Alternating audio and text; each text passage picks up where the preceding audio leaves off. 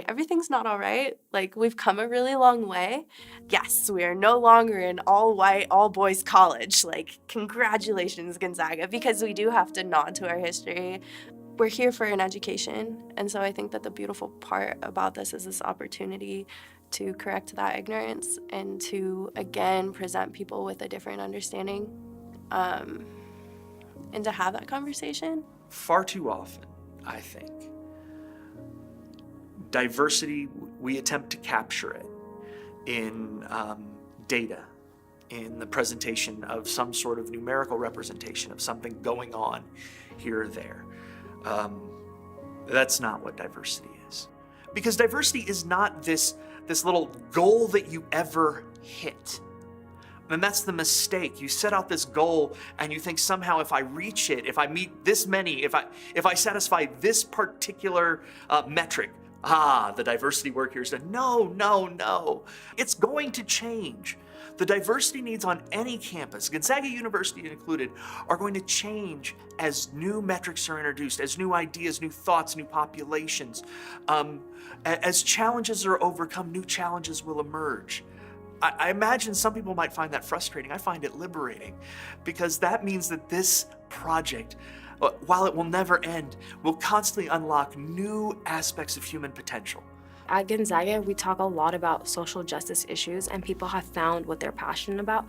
And so there's certain students who are like more passionate about feminism or about environmental issues or to support people with disabilities. And I think that's great, and that everyone's finding that here, and Gonzaga is able to do that for a lot of people. But I think a really important part that I've been thinking about recently is just the intersectionality. So how does race come to play with environmental issues? And that's how Gonzaga can reach its potential of really pushing for diversity, is to make sure that everyone realizes the importance of it, and everyone can apply that to what their specific passions are and what their majors are, and to continue using that even after they graduate.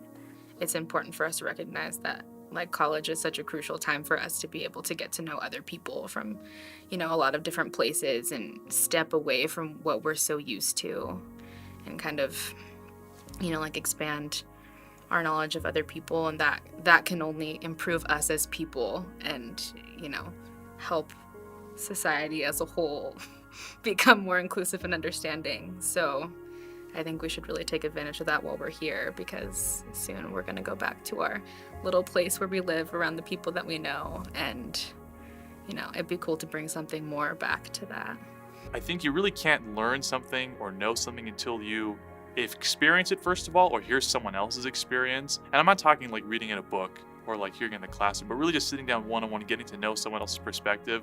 That is so valuable. I think that it's in that interpersonal connection that you really learn something about someone or something, But I think the people that are willing to engage in conversations and educate one another, not in these formal settings, but educate one another in an informal setting, whether it just be through conversation at the COG or walking down Bulldog Alley, I think those are really some of the most valuable experiences that I've had here, for sure. I think we can learn so much from one another. We come from such unique backgrounds, and we all have different life journeys and life stories, but yet we've all intersected here at Gonzaga somehow. And so I think that's really powerful, that we're able to learn from one another and hear each other's stories, and growing in authenticity with one another by being real, by being vulnerable, and open to each other. I think there needs to be a bigger push to listen more. I really think that as Americans, all we do is talk. If you could just listen to someone, really put yourself aside, don't think about your opinions for once, just listen to someone else and what they have to say, and then really try and understand them as well. I believe that can do great things, not just for Gonzaga, but for the entire world. Gonzaga definitely values inclusion. I think the most representative thing about that, and I've referenced it a lot, is those extracurricular activities, those clubs that people are involved in. There's so much that you can get involved in, whether it's academic, social, sports, athletic.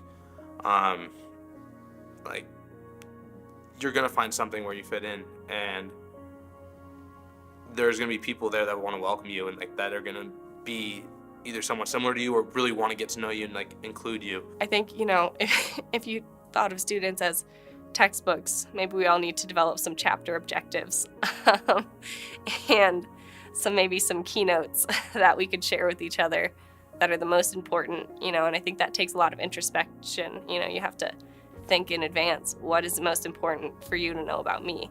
What are the most important struggles and how can I best explain them so that everyone around me can know and know me? One of the pieces that we really need to talk about in regards to diversity is fear. For some folks, they're scared of talking about these things and scared of saying the wrong thing. And that's a reality, right? We're all human, and I feel and know and think here at Gonzaga, we are trying to build a culture where people can have those conversations. And these conversations need to happen not only with our students, but also our staff and faculty to really critically reflect in the Catholic Jesuit tradition of what is our context, what is the experience, what actions are we going to take to be able to understand diversity and how we can make a campus climate that is welcoming for all. So I think there needs to be this conversation around fear, and folks need to be okay with letting down their ego and not knowing everything. The Jesuit education as a whole is about the dignity of the human person and creating students and individuals and leaders for our world that recognize that. And so I think even in moments and even in places on campus that need a lot of work and that we really need to see more diversity, that in the end, everyone still recognizes that we are here not just for ourselves, but for the greater good, and that we are here for others. This is not something that we're going to achieve magically and then can put in the rear view, right? What we're talking about is a set of characteristics and attributes that we should be able to point to when we talk about who we are and the kind of place this is, right? And you don't get that by achieving it once and then forgetting about it, right? It has to become central to our identity, and that's hard work.